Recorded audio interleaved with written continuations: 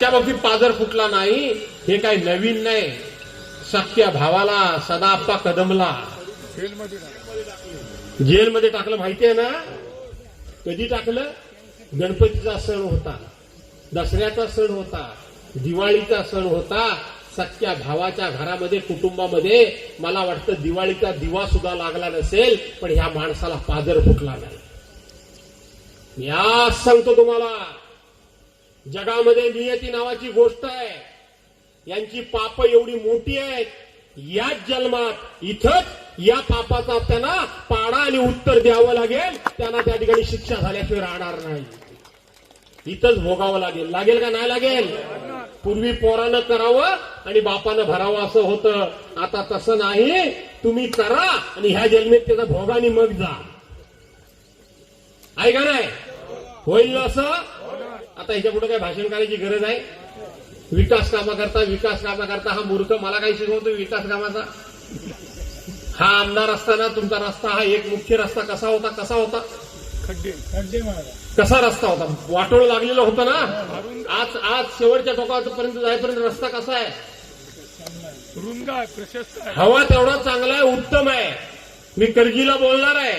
हा करमवण्याच्या पुलाबद्दल बोलला की करमवण्याच्या पुलाचं इस्टिमेट करा. अरे गाढवा, त्याचं इस्टिमेट 2017-18 साली झालं. त्याचं टेंडर पण झालंय. तुला काय अक्कल आहे का नाही?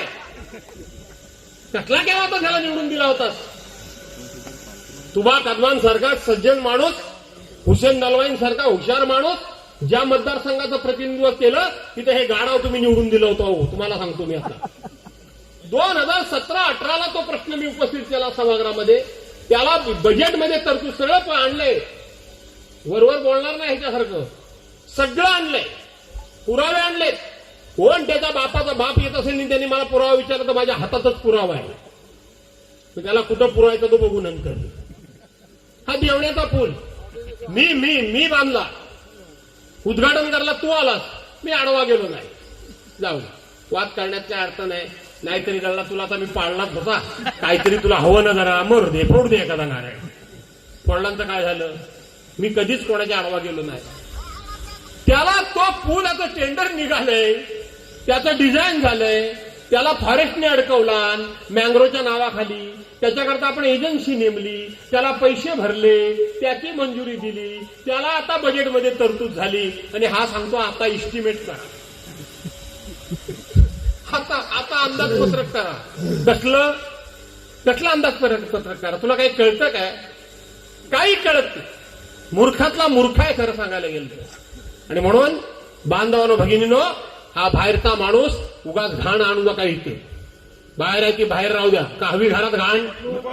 नक्की बघा काय होणार नाही ना. याचा छमछम बारचा पैशाला हात लाव नका.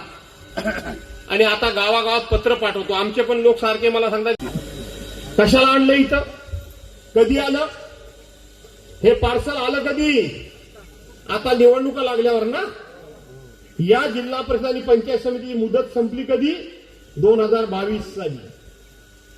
ते जे उमेदवार अण्णा कदम आहेत ते आले कधी? 2026 साली. बरोबर आहे.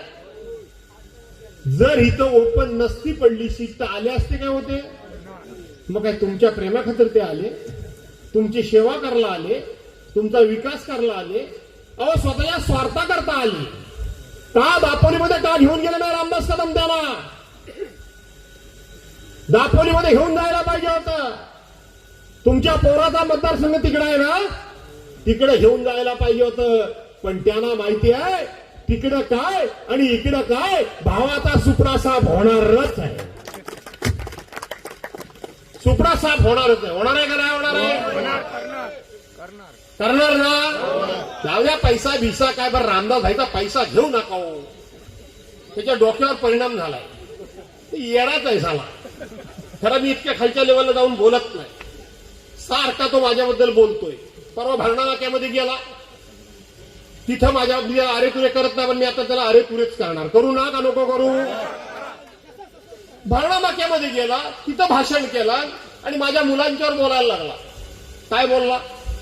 की ह्याची मुलं कॉन्ट्रॅक्ट घेतात आणि कॉन्ट्रॅक्ट घेऊन ते दिवस काम करतात आणि पैसे कमवतात. अरे वेड घाव्या, माझी मुलं कॉन्ट्रॅक्ट घेतात, मेहनत करतात, उन्हा तानामध्ये उभं राहतात, रस्त्यावर डांबराचा स्प्रे मारायचा असेल तर माझा जिल्हा परिषदेचा अध्यक्ष असलेला पोरगा आपल्या हातामध्ये गन घेऊन रस्त्यावर स्प्रे मारतो. चूक करतो? मी तुझ्यासारखा आमदार झालो, मंत्री झालो, पण पावसाळ्यात एकदा शेतीचा नांगर धरा गेल्यानंतर मी नांगर धरतो. मी काय चूक करतो? मी चूक करतो काय? आमच्या संपूर्ण घराण्यामध्ये कुणी कॉन्ट्रॅक्ट घेतलं नाही. कशाला घेतील? साल्यानो हप्तेखोर तुम्ही. अरे हप्तेखोर तुम्ही. इकडची सभा मोठी आहे की तिकडची मोठी आहे मला माहित नाही. सगळं जिथं बोलवतो तिथं प्रॉब्लेम होईल. कारण एक भाषण मला रामदास कदमासारखं दुसऱ्या ठिकाणी सारखं करायची सवय नाही. आणि म्हणून तुम्ही हप्तेखोर, हप्ते खाता. आणि दुसरी गोष्ट, बायानो ह्याचे पैसे घेऊ नका. आणि तुम्ही पण बाबूरावांना घेऊ नका. आत्ताच सांगतो कसे पैसे कमवला ह्यानं. हप्ता मारता हप्ता तर आहे, पण स्वतःच्या पत्नीच्या नावानं असलेल्या बारमध्ये. ती माऊली कोणाच्या आगीत नाही, दुगीत नाही, कशातही कुठेही नसते, कुठेही नसते. तिच्या नावानं जो बार आहे त्या बारमध्ये हा काय करत होता माहितीये का तुम्हाला? हा बाया नाचवत होता, बरोबर आहे. हा छमछम छमछम करत होता आणि तो छमछमचा पैसा आला की तो उडवायचा. लाज नाही वाटत तुला? आणि पोर सुद्धा तीच टीका करतो. अरे होय, आम्हाला अभिमान आहे, आम्ही कष्ट करून, मेहनत करून, राबून जे पैसे आम्ही कमवतो ते आमच्या घामाचे कमवतो, हरामाचे कमवत नाही. उठ सूट आपलं आमच्यावर बोलायचं, आम्ही दुर्लक्ष करतो. देवेंद्रजी काय माणूस आहे की साला कोण आहे काय समजत नाही. वास्तविक एवढ्या वेळा आमदार म्हणून निवडून गेला, इतके वर्ष आमदार राहिला, पक्षाचा नेता राहिला. प्रत्येकानं आपल्या मानात राहायला पाहिजे का नाही? बंगाली बाबा झाले. आपल्या मानात राहिलं पाहिजे.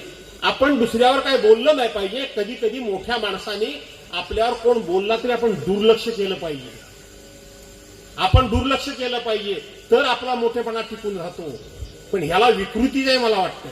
ते केशवराव भोसले वारले, ते केशवराव तेव्हा वाटतील ते ह्याच्यावर बोलायचे की नाही बोलायचे? हा पण त्यांच्यावर बोलायचा, ते पण बोलायचे.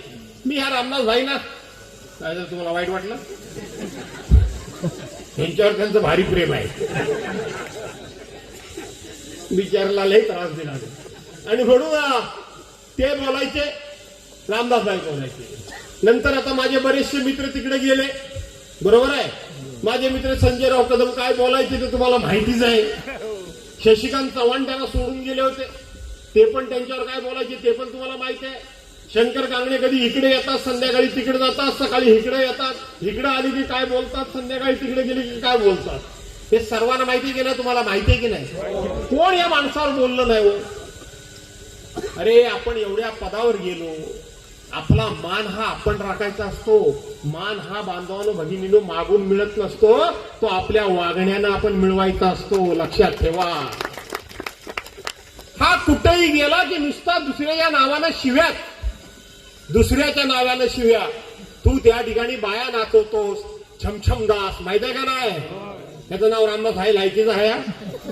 पण एवढ्या पदावर गेलेल्या माणसानं माना सन्मानात राहिलं पाहिजे.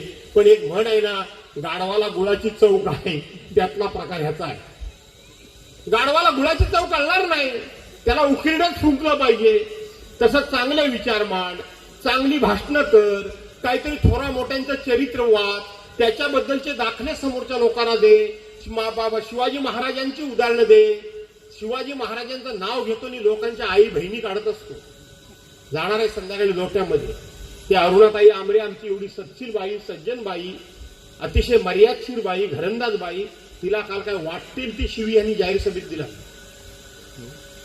वाटतील ती शिवी का? तर ती तुमच्याबरोबर आली नाही म्हणून.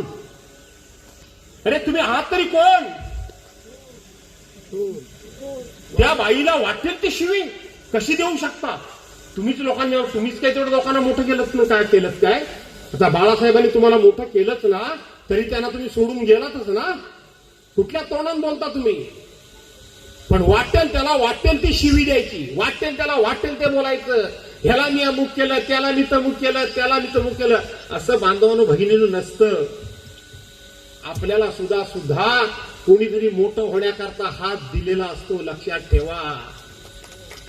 आज आपण मोठेपणी चालायला लागतो, पण ज्या वेळेला आपण रांगत असतो, आपण ढोकऱ्याने जात असतो, आपल्याला उभं राहायचं असतं, लहान बाळाला त्याला पाऊल टाकत चालायचं असतं, त्यावेळेला कुणीतरी त्याच्या करंगलीला आधार द्यावा लागतो, त्याच वेळेला तो चालायला शिकतो. हे लक्षात ठेवा.